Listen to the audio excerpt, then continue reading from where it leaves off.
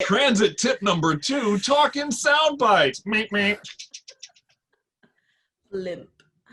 How are you, transit?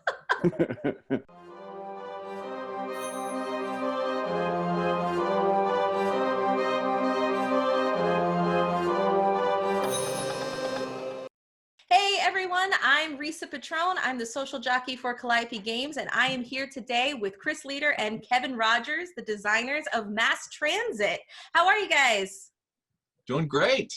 Yeah, excellent. Thank you so much for having us. So Mass Transit is the very first cooperative game in Calliope's lineup. It is very exciting, a fun game about getting people home from the big city. You know how much fun traffic can be. Chris and Kevin, tell us a little bit about the game. Well, yeah, it's a cooperative filler game. It's a card game, and it's one that can be played solo, or you can play up to 6 people. So it's kind of like, I mean, it's for any type of group, whether it's you're by yourself and you want to play a little solitaire, or whether you want to play with a bunch of people. And it's a limited communication cooperative game where you are building routes for commuters to get from the big city back to their homes, and you have to try to get 6 commuter meeples back to their homes in order to win the game before either the cards run out or you aren't able to play enough cards on your turn and the entire team loses and you have to try again. The good thing is unlike traffic, it does move pretty quickly too. It's a very fast moving game. So that's a lot of fun too. Keeps everybody engaged and moving at a quick rate.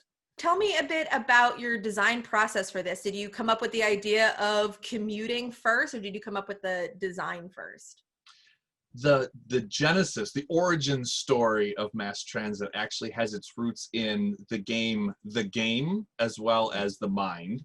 So those are wonderful. They're really interesting games that allow some social interaction, and the limited communication makes people have to kind of look each other in the eye, like, what are you going to do?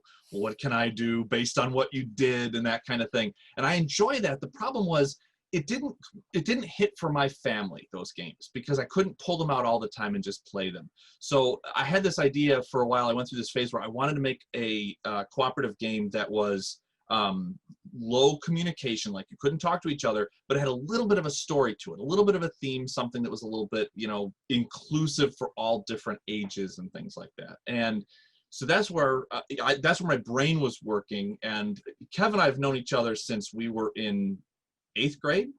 Yeah, something like that. Yeah, so way back. School, junior high. Yeah, so we've known each other a long time, and we share a little bit of a hive mind when it comes to certain things. Yeah.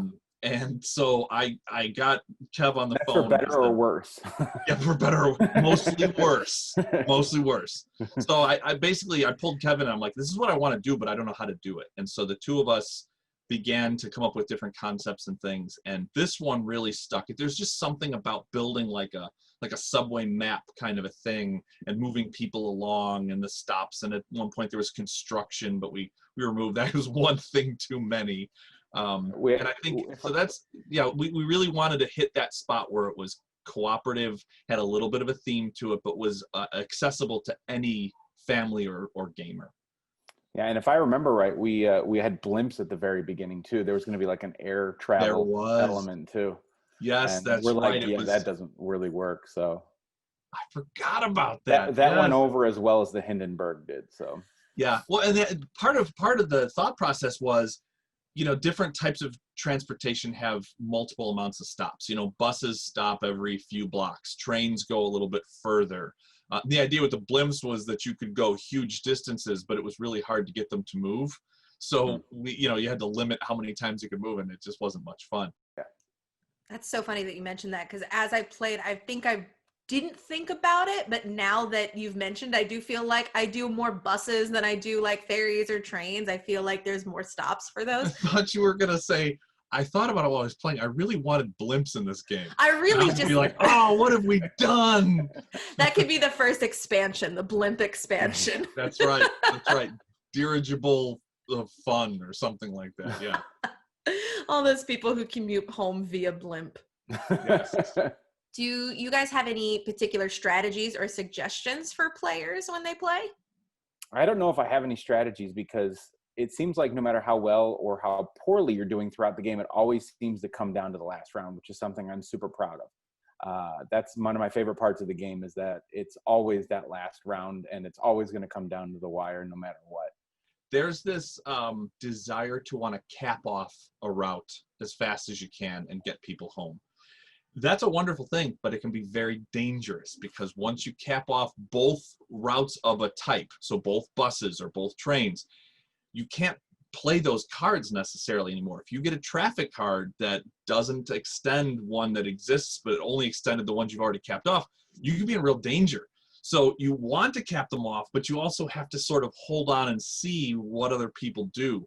It's also, I think, why the game has longevity and it has replayability, because to a certain extent, those traffic cards that you get are sort of like random events that pop up. So every game's a little bit different. You don't know where those are going to be in the deck. So you may get traffic cards early, which is great because you can, kind of plan around them.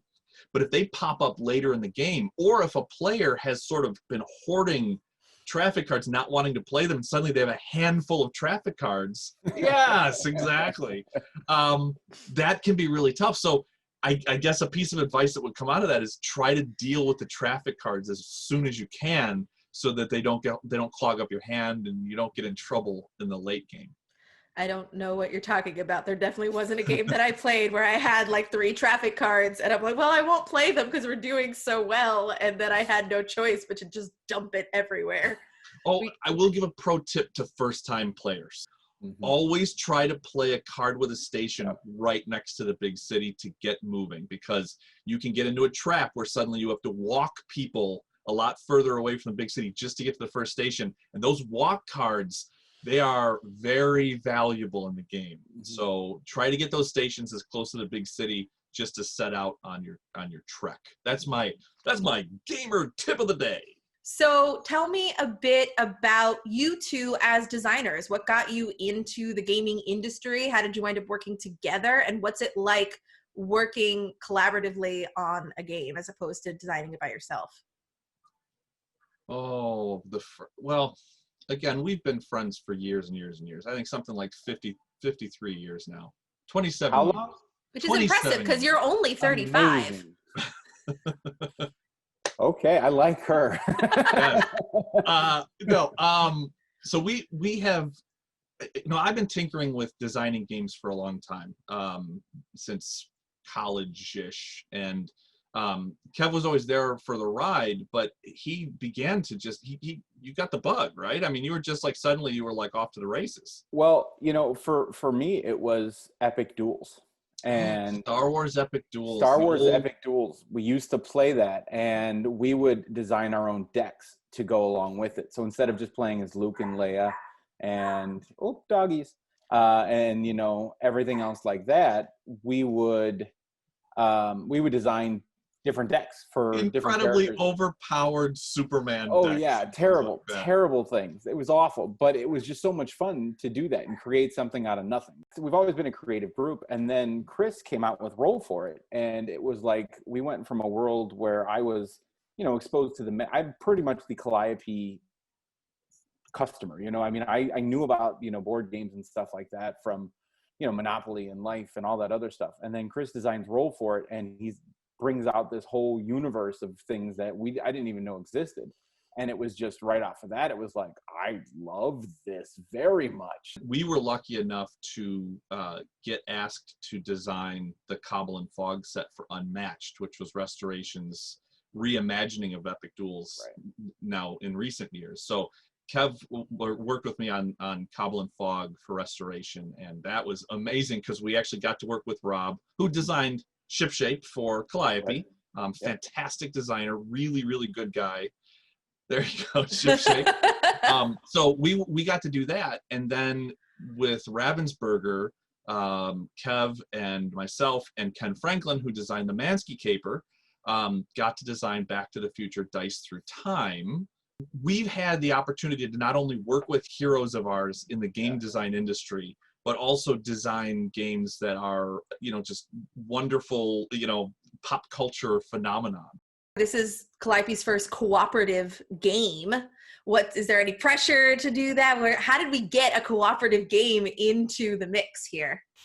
Well, let me give some backstory about Cooperative Games and Calliope. So Ray Weirs is the president of Calliope. He's the big top dog, and he does not care for cooperative games.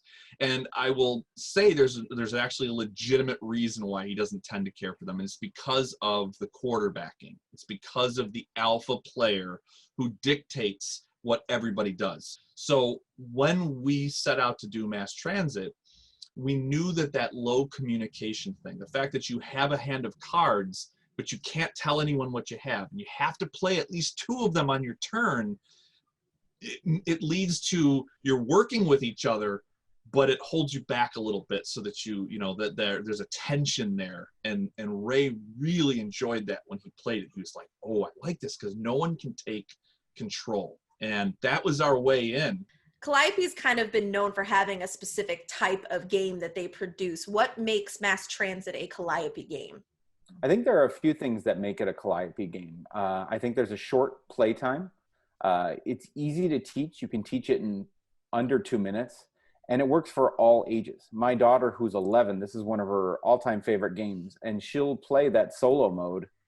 She'll just go up to the game shelf, take it off, and she'll start playing it. So she loves it. It works for my son, who's an older teenager. I played it with my mom, who's, older than I am. So it worked for any age group. Well, I don't want to give an exact age because, That's she fine. That's all you need to know. Your know. mom is older than you. That's good. She may ground me, so I don't want to get grounded. So,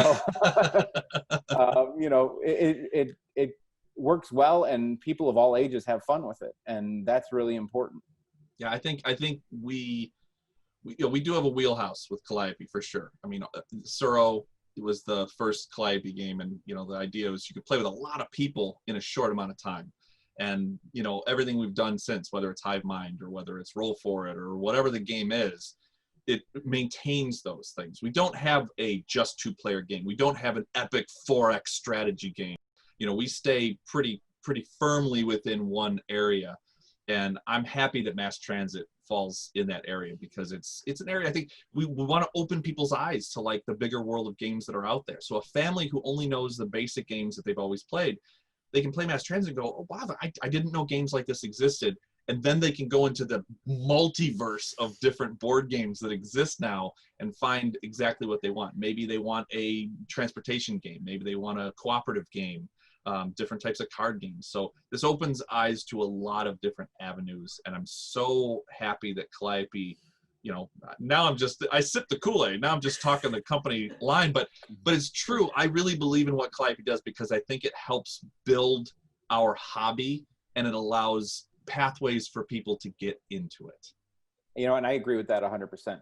I know I can bring them to a family party who they don't play a lot of board games, but they all love the Calliope games, and it really is a springboard into this universe and this world of board gaming, which we all love very much now. So, there are a lot of Kickstarters out there. What makes this one worth backing? Oh, well, it's 3 really, really fun games for the price of one bigger game. I mean, it really is. It's like all different types of card games in one. You get in the project, Mass Transit's your cooperative game that you can take anywhere. It's a small box. We have Enchanted Plumes on here, which is an amazing kind of like set collection matching game, and it looks amazing on the table as you build peacocks. And you have Allegory, which is a really cool take on bidding games. It's not like you're buying 3 of the same games. You're buying 3 very different games, and it's going to run the spectrum of fun times that you and your family are going to have. Well, thank you so much, Chris and Kevin, for joining us. Thank you for bringing us Mass Transit, which is available in the Calliope Game Night Extravaganza, along with Enchanted Plumes and Allegory on Kickstarter right now. Go check it out.